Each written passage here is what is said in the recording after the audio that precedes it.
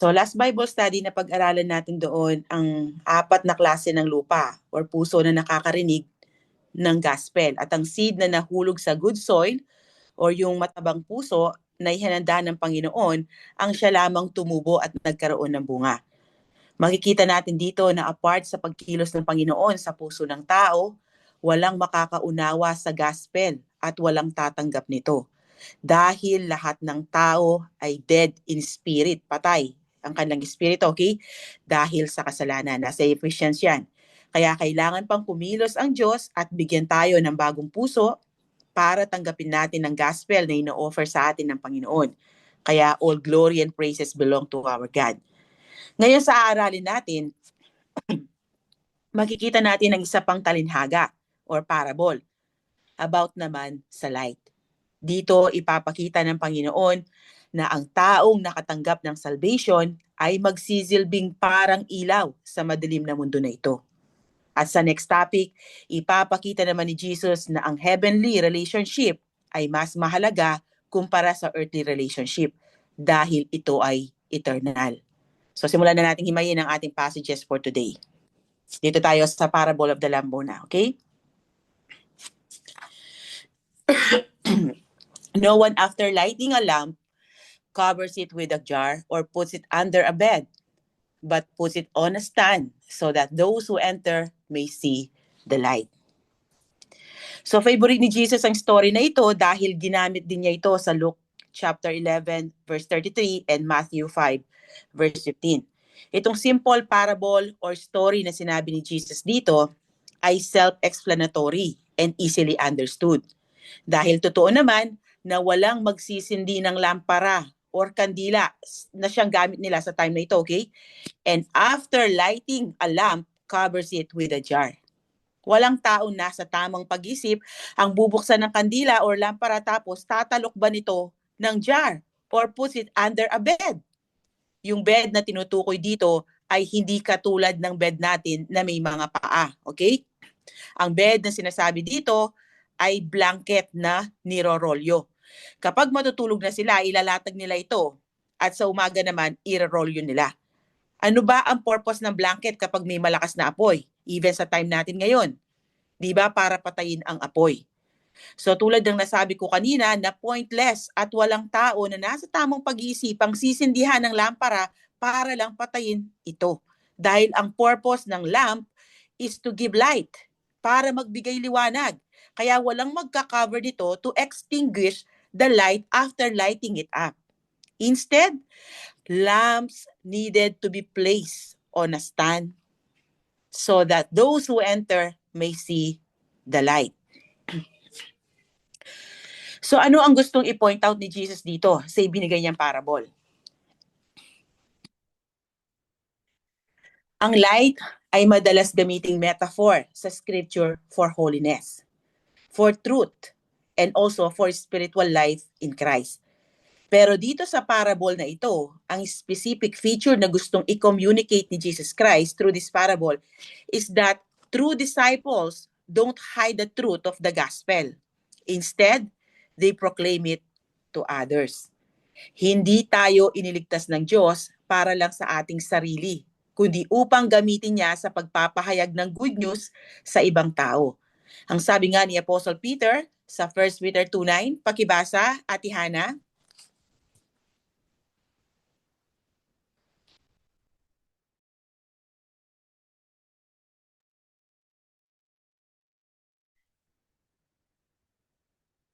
Nandiyan ba si Ate Hana? Nathan. Sige, si Nathan. Nag-toilet. Si Sige. Nathan. Nathan, pakibasa. But you are a chosen race, a royal priesthood, a holy nation, a people for his own possession, that you may proclaim the excellencies of him who called you out of darkness into his marvelous light. Si Apostle Paul ay thankful sa mga Christians na nasa Rome because their faith was being proclaimed throughout the whole world. Sinabi niya yan sa Romans 1 verse 8. Pakibasa, Nandiyan ba kasama niyo si Rylin, Chloe? What if? Sige, pakibasa, Rylin. Una sa lahat, nagpapasalamat ako sa aking Diyos sa pamamagitan ni Jesucristo dahil sa inyong lahat sapagkat ang inyong pananampalataya ay balitang-balita sa buong daigdig. So nakita nyo, hindi lang nasa kanila, kumbaga hindi nila hinide yung kanilang faith, hindi nila hinide yung salvation na tinanggap nila bagkus ito ay kanilang ibinahagi sa iba. So then, Apostle Paul also commended the Thessalonians dahil sa pag-share din nila ng salita ng Panginoon sa ibang lugar. Pakibasa, Kuya Briggs.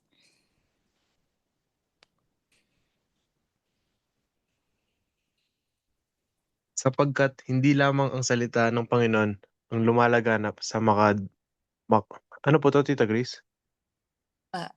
Sa Macedonia. Sa Macedonia at Akaya.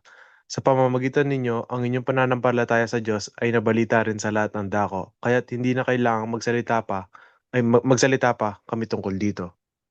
So, si Jesus Christ, inihalin tulad ang mga totoong hearers and doers of the word sa isang city on hill na nagliliwanag ang ilaw kaya hindi maitatago.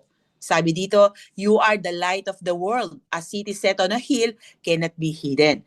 So true followers of Christ are the light of this world. Pero kanino galing ang light nila na yan? Kay Jesus Christ. Siya ang source ng liwanag. Kaya dito sinabi sa John 8:12, pakibasa, Kuya Gab, makakabasa ka? Again, Jesus spoke to them, saying, I am the light of the world. Whoever follows me will not walk in darkness, but will have the light of life. So si Jesus is the light of the world. Kaya kung nasa atin ang life ni Christ, may liwanag din tayong taglay. Noong tayo ay sumampalataya kay Jesus, nalit up ang ating light. Kaya kung totoong may salvation tayong tinanggap, hindi natin ito itatago sa iba, kundi i-share natin kung ano ang natanggap natin mula sa Diyos. Ang gospel, ang good news of salvation. Dahil tulad ng ilaw na nagbibigay liwanag sa mga nakapalibot dito, ganun din ang mga totoong followers ni Jesus Christ. Kaya ang sabi nga ni Pastor John MacArthur, let me suggest to you that if your faith is a private thing, it's not the Christian faith. True saving faith must not be hidden away. It ought to be the most public thing about you. Walang private Christian, okay? Or closet Christian. Walang ganon. Dahil tayo ang ginagamit ni God upang ipahayag sa mga unbelievers ang katotohanan patungkol sa ginawa ni Jesus Christ para sa mga sinners na katulad natin. Dahil tayo yung ginagamit niya para hanapin ang mga tupa niya na wala pa sa kanyang fold. Because genuine disciples respond to the truth evangelistically. That is, they not only take it in, di lang ito itinanggap, okay? But they also give it out, kundi ibinabahagi din nila ito sa iba. True conversion results in a desire for telling the gospel story. Kung wala sa atin ng zeal or yung init na i-share ang ginawa sa atin ng Diyos, maaaring hindi talaga nag-penetrate sa puso natin ang salita ng Diyos. Katulad ng 3 lupa na nakarinig pero hindi nagkaroon ng bunga. So sinasabi ni Jesus dito sa kanyang true followers na hindi dapat nila itago ang katotohanan na kanilang natanggap mula sa kanya. Kailangang ipahayag nila ang gospel saan man sila makarating.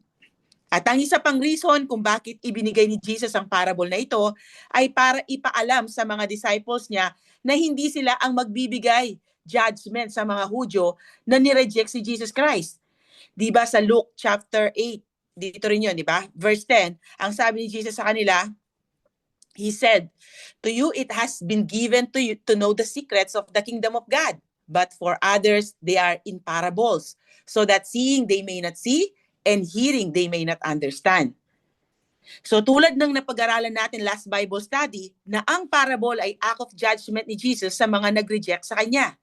Those who rejected the truth would have it hidden from them. Dahil sa sinabi niya na ito, maaaring isipin ngayon ng kanyang mga disciples na ganoon din ang gagawin nila. To hide the truth sa mga Hudyong nag-reject kay Jesus Christ at pipiliin lang nila kung sino ang share nila. Pero sa parable na inaaral natin, malinaw na gustong iparating ni Jesus na hindi ganoon ang role nila, okay? Si Jesus lang ang may karapatan na magpataw ng judgment sa mga tao at hindi tayo. Wala tayong karapatan na gawin iyon. Bakit? Only God knows a person's true spiritual condition.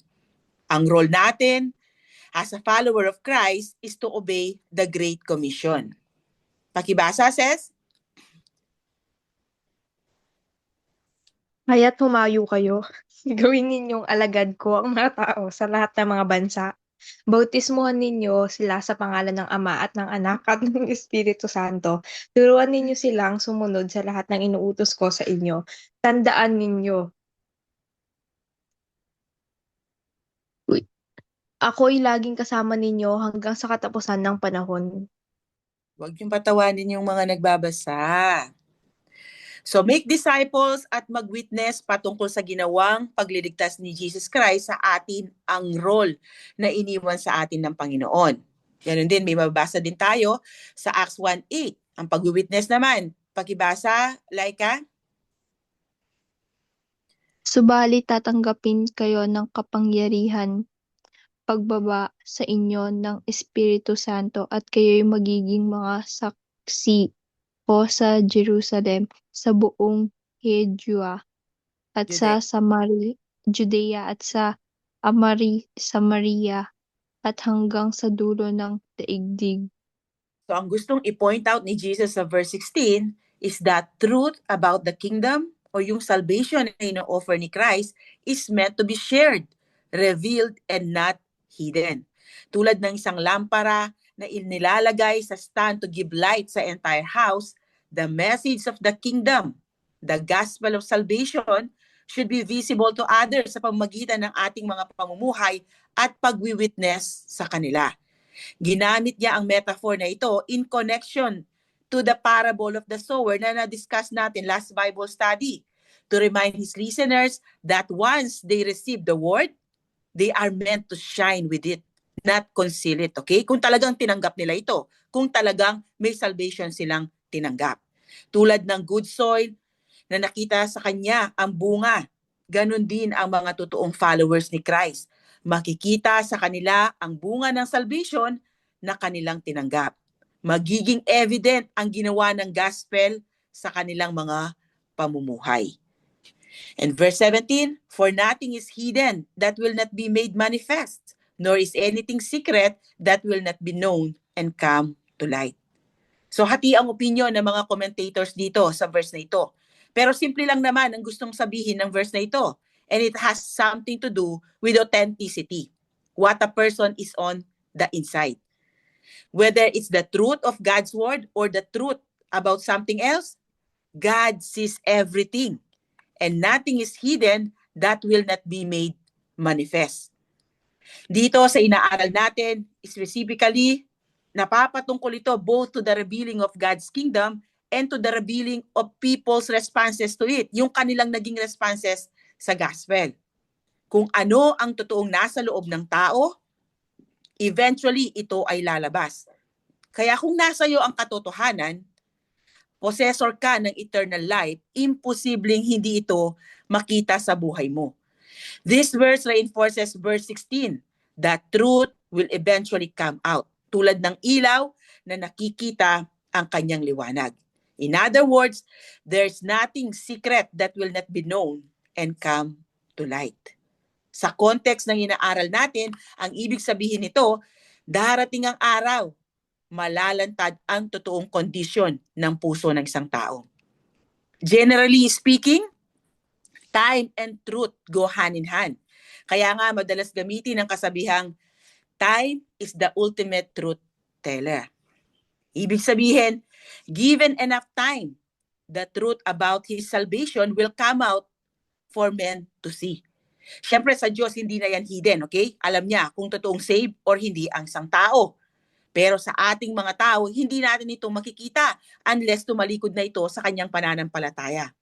Meron kasing mga false convert na magaling magpanggap. Kaya hindi natin nakikita na hindi pala sila totoong follower ni Christ. Pero darating ang araw, malalantad din ang totoong kondisyon ng puso nila. Hindi man sa time natin ngayon, pero sa judgment time, makikita nating lahat ito. Kung kayo ay na kay Christ, okay? And this principle is repeated throughout Scripture. Sinabi ulit ito ni Jesus Christ sa Matthew 10:26. And in the Old Testament, the psalmist said in Psalm 98. Pakibasa, Kuya Denver. You have set your in iniquities Iniquities. iniquities before you, our secret sins in the light of your presence. So, ibig sabihin, kilala tayo ni God through and through. Actually, mas kilala niya tayo kaysa kilala natin ang ating sarili. Dito nakuha yung laging sinasabi ng matatanda na walang lihim na hindi nabubunyag. Walang kasalanan, okay? Na hindi nalalantad sa Panginoon. Hindi man sila malantad sa mata ng tao, pero malalantad sila sa mata ng Diyos dahil walang maitatago sa Diyos. And then si Solomon, he closed the book of Ecclesiastes with the sovereign warning. Sabi niya dito, for God will bring every act to judgment, including every hidden thing, whether good or evil. Kaya nga, ang sabi ni Apostle Paul sa 1 Corinthians, pakibasa, Ate Chloe. Ate Iyoy kang mamasa. Kaya't huwag kayong humatol ng wala pa sa panahon. Maghintay kayo sa pagdating ng Panginoon. Siya ang maglalatad ng mga bagay na ngayon natatago sa kadiliman at maghahayag ng mga lihim na hangarin sa bawat isa. Sa panahong iyon, bawat isa ay bibigyan ng Diyos ng angkop na parangal. So dahil hindi nga tayo Diyos, kaya hayaan natin sa Diyos ang pagbibigay hatol sa mga tao. So yung pahayag ni Jesus dito sa verse 17 ay warning against hypocrisy, na huwag tayong magpanggap dahil malalantad din ang totoong kondisyon ng puso natin balang araw. Kaya nga doon sa chapter 12, kung saan ginamit muli ni Jesus Christ ang principle na ito, sinabi niya doon na mag-ingat sila sa mga mapagkunyaring religious leaders ng Israel. Pakibasa, Kuya Ian.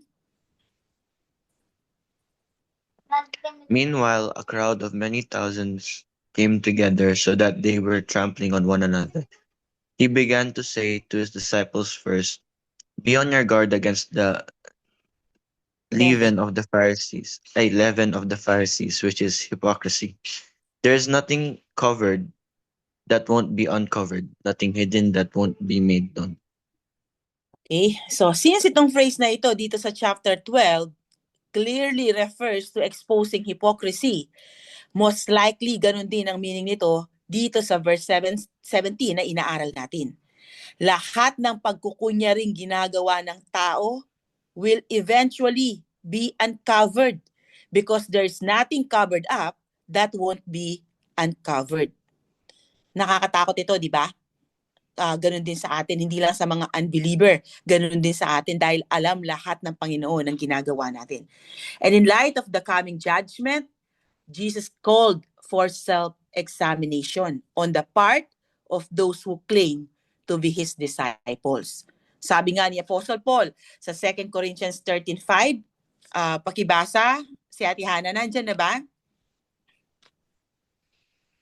Opo, examine yourselves to see whether you are in the faith. Test yourselves, or do not realize this about yourselves, that Jesus Christ is in you, unless indeed you fail to meet the test. So, kung totoong possessor tayo ng life ni Christ, makikita ito sa atin at ibabahagi natin ito sa iba. Imposibleng hindi. Dahil mahirap i-contain kapag nasa iyo ang buhay ni Kristo. And in verse 18, ang sabi dito, take care then how you hear. For to the one who has, more will be given. And from the one who has not, even what he thinks that he has will be taken away. Itong sinabi ni Jesus na ito, take care then how you hear, ang pinaka-theme ng section na inaaral natin. Tulad ng nasabi ko kanina, na connected ang parable na ito sa previous parable na inaral natin last week. Sa last phrase ng verse 8, ang sabi ni Jesus, "Let anyone who has ears to hear, listen." Ang ibig sabihin ni Jesus dito, be careful how you hear. Don't hear superficially tulad ng mga binhi sa hard ground. Don't hear emotionally, psychologically, or self-centeredly tulad ng mga binhi na nasa rocky soil. And don't hear in a worldly fashion like the weedy soil and become distracted by other interests. Yung mga binhi or seeds na nahulog along the path, rocky soil, and among the thorns, lahat ito ay nakarinig ng gospel ng Panginoon. Pero dahil hindi malinis ang kanilang puso, kaya hindi ito tumubo. Or kung tumubo man, ito ay namatay din or hindi namunga. Pero yung binhi na nalaglag sa matabang lupa, ito yung mga taong may good and honest heart. When they hear the gospel, they respond appropriately to what the word of God has to say. So yung flow ng thoughts ni Jesus doon sa last parable na inaral natin ay na-carry over dito sa parable na inaaral natin ngayon. Kung anong klaseng listener ka will tell you your spiritual condition.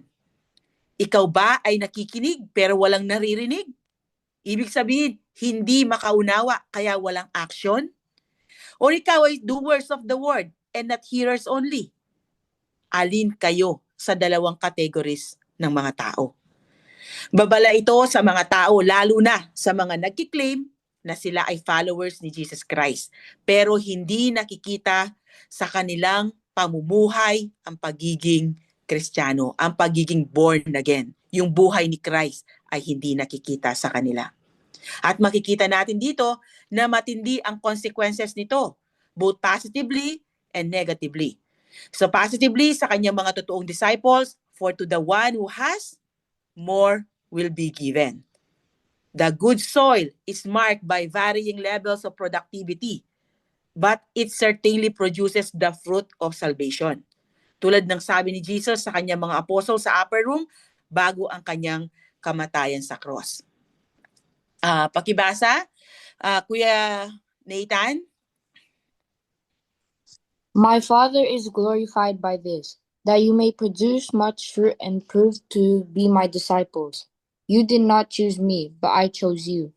I appointed you to go to produce fruit, and that your fruit should remain, so that whatever you ask the Father in my name, he will give you.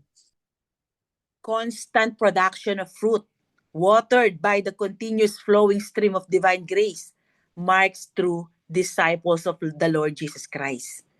Pero itong promise niyang abundant blessing sa mga totoong disciples niya is balanced by His warning to false disciples. And from the one who has not, even what he thinks that he has will be taken away. In the end, walang makukuha kahit ano ang false disciples. Dahil hindi totoo ang kanyang conversion. Lahat ng kanilang self-righteous works na kanilang pinanghawakan para sa kanilang salvation will turn out to be nothing but rubbish. Vain things that cannot save. Like the wicked, lazy, unfaithful slave in the parable of the talents, they will be cast into the outer darkness, where there will be weeping and gnashing of teeth. Jesus wants to pay close attention to how we hear His word. Yung mga tumanggap nito with faith and obedience will grow spiritually, receive more understanding, and bear more spiritual blessings. Yung mga tao naman na inignore naman ito or take it lightly, they may lose even what they think they have. So, it's a call to active listening and obedience. So ngayon, dadako naman tayo sa lesson about true relationships. Then his mother and his brothers came to him, but they could not reach him because of the crowd. And he was told, your mother and your brothers are standing outside, desiring to see you. So dito makikita natin na may earthly siblings si Jesus Christ. Kapatid niya ang mga ito kay Mary, okay? Mababasa yan sa Matthew 13:55, John chapter 2:12, and Acts 1:14. Taliwas ito sa itinuturo ng Roman Catholic about perpetual virginity of Mary. Ang paniniwala kasi nila na si Mary ay nanatiling birhen even after giving birth to Jesus, which is contradicting sa sinasabi ng Bible. Malinaw na sinasabi dito na may mga kapatid si Jesus. Kaya ang sabi ni Luke, then his mother and his brothers came to him. These are Jesus' half-brothers. Biological children sila ni Joseph and Mary. Yung paniniwala na natiling birhen si Mary after giving birth to Jesus is foreigner in the New Testament and in the Apostolic era. Nag-appear lang ang paniniwalang ito sa apocryphal literature noong 2nd century na. Ang paniniwala ng mga Katoliko, itong mga tinutukoy na brothers and sisters sa account ni Luke and Matthew, ay mga anak daw ni Joseph sa unang niyang marriage. Kaya step-brothers and step-sisters lang daw sila ni Jesus kay Joseph. Pero itong paniniwalang ito ay walang evidence na magpapatunay na ito ay totoo dahil wala namang sinasabi ang Bible na mayroong unang asawa si Joseph. And as a rule of thumb, kung hindi sinabi ng Bible, wag natin itong paniwalaan. Unless may historical evidence na magpapatunay nito, which is sa case na ito, wala ding historical evidence to prove their claim. Isa pa, kung totoong anak ni Joseph sa unang asawa ang mga brothers na tinutukoy dito, then older brothers sila ni Jesus at sila ang rightful na tagapagmana ni Joseph sa trono. Sila ang nasa line of throne at hindi si Jesus Christ. Hence, sila dapat ang rightful king of Israel at hindi si Jesus. Pero malinaw na sinasabi sa Bible na si Jesus ang King of Kings and the Lord of Lords at siya ay rightful king ng Israel sa side man yan ni Mary or ni Joseph. Napag-aralan natin yan sa ating mga unang Bible study, okay? All historical evidence points to both Joseph and Mary being young teenagers when they married. Kaya yung pagkakaroon ng previous marriage and family ay nonsense.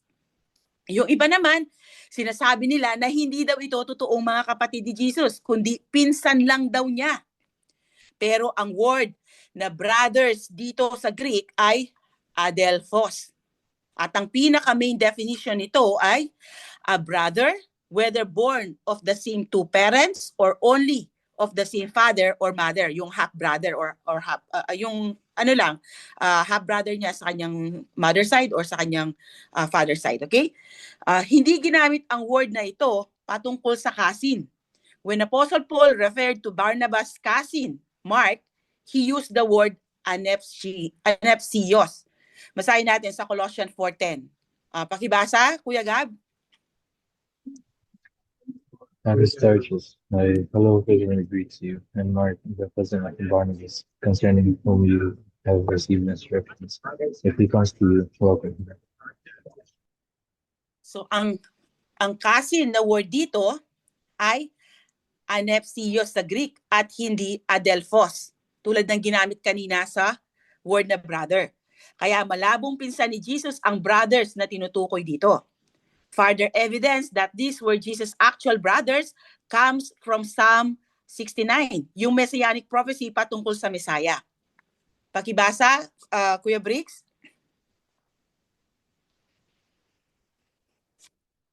Sa aking mga kapatid, ako'y naging isang dayuhan. Sa mga anak ng aking ina ay isang taga-ibang bayan. So here the term brothers cannot mean cousins or stepbrothers, since the term refers to Messiah's mother's sons. Kaya half-brothers talaga ni Jesus ang mga ito kay Mary. Kapatid niya lang ang mga ito sa pagiging tao niya. Okay?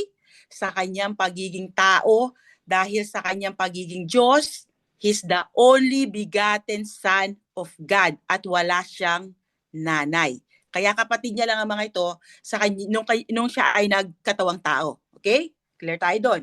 At ang malinaw na sinasabi ng Bible, si Mary ay nabuntis sa pamagitan ng kapangyarihan ng Holy Spirit bago pa sila nagsiping ni Joseph. Ibig sabihin, siya ay birhen. Wala pa siyang sexual experience. Nasa Matthew 1 verse 18 yan. Then Joseph kept Mary a virgin until she gave birth to a son. Ibig sabihin, hindi siya ginalaw ni Joseph. Basahin natin sa Matthew 1:25. Pakibasa, Kuya Ian.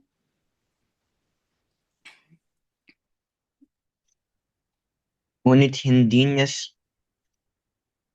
sinapingan si Maria hanggang magsilang ito ng isang anak na lalaki at Jesus nga ang ipinangalan ni Jose sa sanggol. Hindi niya sinipingan si Maria hanggang sa magsilang. So, wala silang sexual intercourse, okay? At hindi natin mababasa sa Bible na nung nagpunta sa Bethlehem sina Joseph and Mary para sa census, kung saan by God's providence ay doon din nanganak si Mary, hindi sinabi na may kasama silang anak ni Joseph. Kaya imposible yung claim ng mga Katoliko. Hindi ko sinisiraan ng Catholic Church, okay? Dahil galing din ako dyan. Kung hindi, sinasabi ko lang kung ano ang sinasabi ng Bible. Kumbaga ito ay nadaanan natin na pag-uusapan, kaya ko siya ipinapaliwanag na mabuti. So after ipanganak ni Mary, si Jesus naging normal.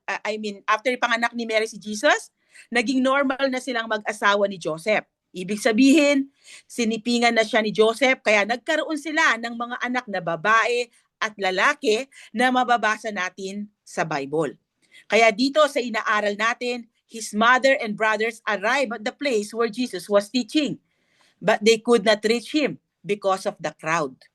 Dahil sa dami ng tao, hindi siya malapitan ng mga ito. Kaya sa account ni Mark and Matthew, mababasa doon that they sent someone into the house para sabihan si Jesus Christ na lumabas para makausap siya ng mga ito. Kaya dito sa verse 20, and he was told, your mother and your brothers are standing outside, desiring to see you. Sa parallel account ni Mark, mababasa doon ang dahilan kung bakit gusto siyang makausap ng mga kapatid niya. Pakibasa, Ate Chloe or si Rylin? Jesus entered the house, and the crowd gathered again so that they were not even able to eat. When his family heard this, they set out to restrain him, because they said, he's out of his mind. At this point, talagang dinudumog na si Jesus ng mga tao saan man siya magpunta, to the point na hindi na niya magawang makakain pa. Ganun din ang mga disciples niya. At ang concern ng kanyang pamilya ay ang oposisyon ng mga religious leaders sa ministry ni Jesus Christ na baka lalong lumaki. Yung awayan ng mga ito, baka lalong, alam niyo, yung maging intense. So, kaya nga nandito sila ngayon para i-rescue si Jesus Christ. So dahil sa popularity ni Jesus Christ, kaya nagkakaroon ng yung parang bangayan, okay? Ng inggit yung mga religious leaders sa kanya. So yun ang kinakatakot ng mga pamilya niya, ng mga kapatid niya at magulang niya, yung nanay niya. Kaya sa isip ng mga kapatid niya, Jesus was out of his mind to risk his life. Kaya nagpunta dito si Mary at ang kanyang mga kapatid to rescue him. Sa time na ito, hindi pa naniniwala ang mga kapatid ni Jesus sa kanya, okay? Kaya nga bago mamatay si Jesus Christ, inihabilin niya si Mary sa care ni Apostle John at hindi sa mga kapatid niya. Dahil bago siya mamatay, hindi pa sila naniniwala na si Jesus Christ ang Messiah or Savior ng mundo. Basahin natin. Pakibasa, Ate Hannah. So his brothers said to him, leave here and go to Judea so that your disciples can see your works that you are doing. For no one does anything in secret while he's seeking public recognition. If you do these things, show yourself to the world. For not even his brothers believed in him. So dito, sa time na ito, hindi pa sila naniniwala. But eventually, naging followers din niya ang mga ito after resurrection, after niyang mabuhay. Basahin natin sa Acts 1:14. Pakibasa, Kuya Nathan. They all meet together and were consistently united in prayer, along with Mary and the mother of Jesus, several other women, and the brothers of Jesus. But Mary understood who Jesus was from the beginning, okay? Alam niya, he had come to save his people from their sins. Nasa Matthew 1:21 yan. And she acknowledged her own need for a Savior. She confessed na kailangan din niya ng Savior at never niyang kinlaim na co-redemptrix siya ni Jesus Christ. Nasa Luke 1:47 yan. Kaya nga sa binasa natin dito, sa Acts, kasama si Mary ng mga disciples ni Jesus Christ na nagdarasal. So pinuntahan nga siya ng kanyang pamilya dito para iligtas, sa tingin nila ay panganib. Pero ang naging sagot ni Jesus, but he answered them, my mother and my brothers are those who hear the word of God and do it. So don't take this verse negatively, okay? Dahil hindi niya binabaliwala dito ang pamilya niya, kundi pinapakita ni Jesus dito that spiritual family is greater than biological family. Jesus elevates spiritual relationships above even the closest natural ones. Because in the kingdom, what matters most is our relationship with God through obedience and faith in Christ. Kahit nga ang relasyong mag-asawa ay hindi na nag-e-exist sa kingdom ni God. Pakibasa, Rylin? Ngayon, sino po sa gusto ang magiging asawa niya sa muling pagkabuhay? Yamang siya'y napangasawa nilang lahat. Sumagot si Jesus, maling-mali kayo, palibhasa'y hindi ninyo naunawaan ang mga kasulatan ni ang kapangyarihan ng Diyos.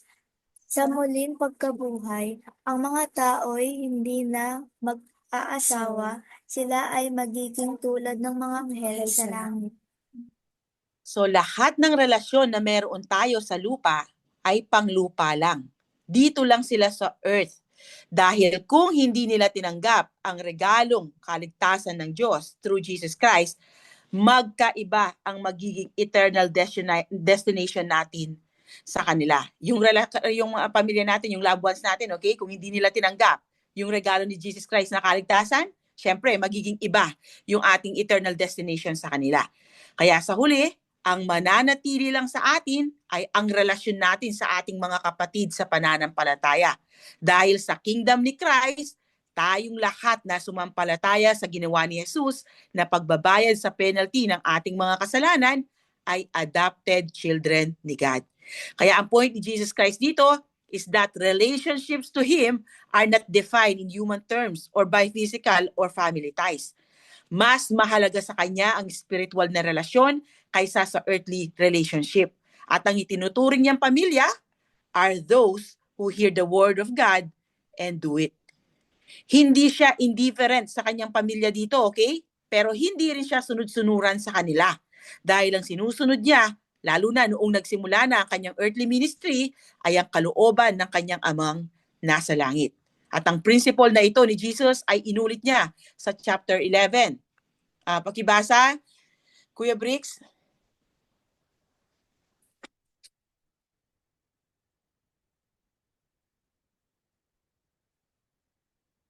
Nandiyan ba si Kuya Bricks? Nandito po. Sige, Kuya Bricks. Habang nagsasalita si Jesus, may isang babaeng sumigaw mula sa karamihan. Pinagpala ang babaeng nagbuntis at nag-alaga sa iyo. Ngunit sumagot siya, higit na pinagpala ang mga nakikinig sa salita ng Diyos at tumutupad nito. So verse 28 indicates that those who are doers of the word, those who hear His words and act on them, those who continue in His word, and who demonstrate their love for Him by obeying Him, sila ang totoong blessed. Dahil sila ang totoong may spiritual na relasyon sa Kanya. At hindi yung mga taong may earthly relationship sa Kanya o merely hearers of His words but not obeying it. They delude themselves into thinking na ligtas sila sa hell. Na palangit sila. Pero ang totoo, hindi naman. Ang pag-obey sa salita ng Panginoon ang patunay na totoong may conversion na nangyari. Kaya sumusunod at nasusunod ng tao ang mga turo niya. Tandaan nyo, kaakibat ng belief ay obedience. Pakibasa, Princess? Maraming nakarinig nito ang naniwala sa kanya. Sinabi naman ni Jesus sa mga Hudyong naniniwala sa kanya, kung patuloy kayong susunod sa aking turo, kayo nga'y tunay na mga alagad ko. Sa John 14:15, pakibasa, Laika. Kung iniibig niyo ako, tutuparin ninyo ang aking mga utos. Kaya hindi mo pwedeng i-claim na mahal mo si Jesus Christ, na Lord and Savior mo siya, pero hindi ka sumusunod sa mga utos niya. Kaya ang gustong i-point out ni Jesus dito sa verse 21 ng inaaral natin, yung mga taong totoong nakatanggap ng salvation, sila ang true hearers of the word, who listen to it evangelistically dahil sinishare nila ito sa iba. They listen to it authentically dahil makikita ito sa kanilang mga buhay.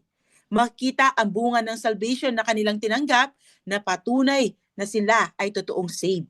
And they receive it obediently dahil isinasabuhay nila ang mga turo ni Jesus.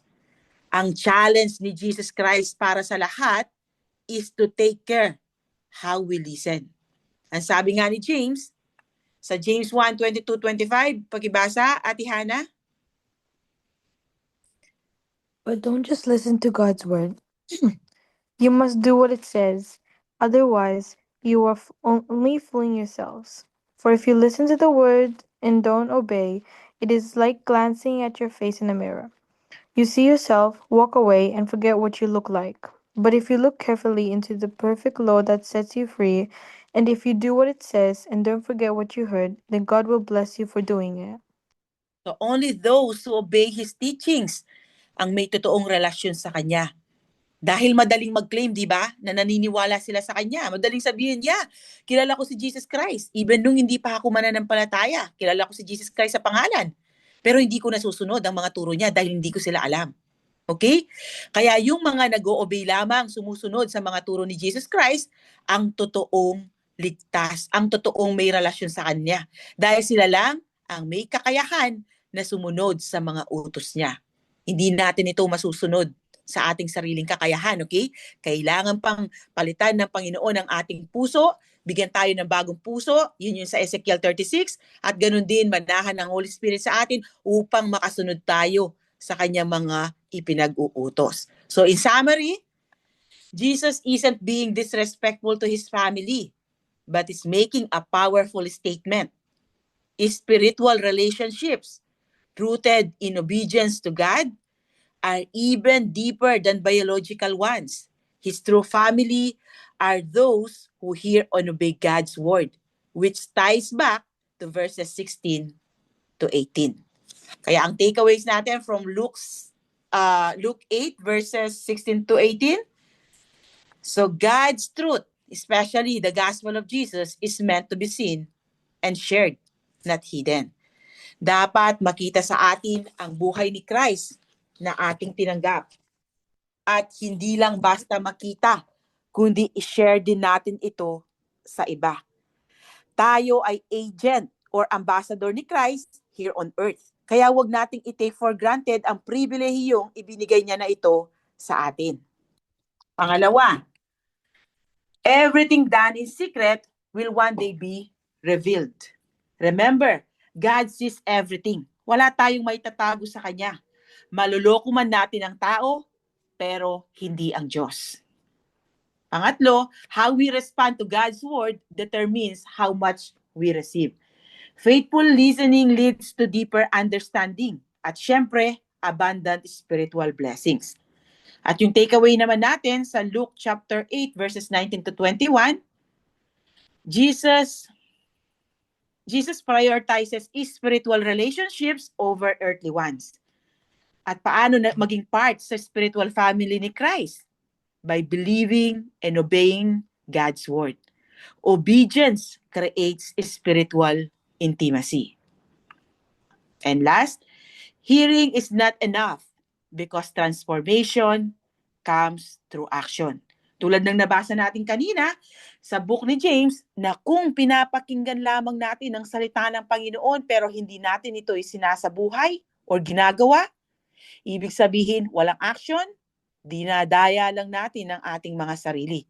Dahil ang tunay na nakaunawa sa salita ng Panginoon ay susunod sa mga turo niya. Kung sinabi ni Jesus Christ, pumunta ka sa left, pupunta ka sa left. Kung sinabi niya, punta ka sa right, pupunta ka sa right. Pero kung sinabi niya, punta ka sa left, pero pumunta ka pa rin sa right, then ibig sabihin, hindi mo nauunawaan yung ipinapagawa niya. At malamang, baka wala kang relasyon sa Kanya. So dito nagtatapos ang ating lesson for today. Maraming salamat sa pakikinig. To God be the glory. God bless.